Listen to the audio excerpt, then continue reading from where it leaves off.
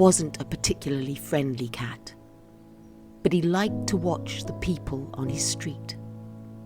Ben at the bus stop each morning, so busy on his phone sometimes he missed the bus. He didn't even notice Chunk was there.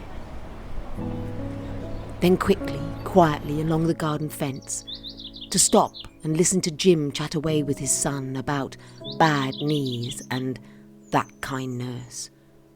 But he didn't stay long. He'd slip softly under the fence to Mabel's garden, stop for a while and listen to Emmy. Emmy would laugh and tell him all about her new bedroom in Grandma's house and how Daddy will paint it pink. But he didn't stay long, lightly leaping through the window to see Mabel. Mabel.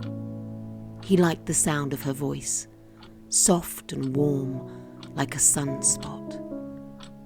He didn't always understand what she said when she spoke of her William, rest his soul, and how she really needed to sort the garden out. How much the street had changed since she was a girl, and the cake she would make for when her son and his family came to visit. Yes, Chunk loved the sound of her voice.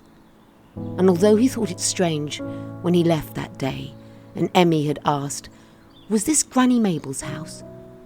and her daddy had smiled sadly and said, "Yes, Grandma left it to us," Chunk didn't understand. She hadn't left. But he thought to himself, "I will come to see her again tomorrow. I like the sound of her voice."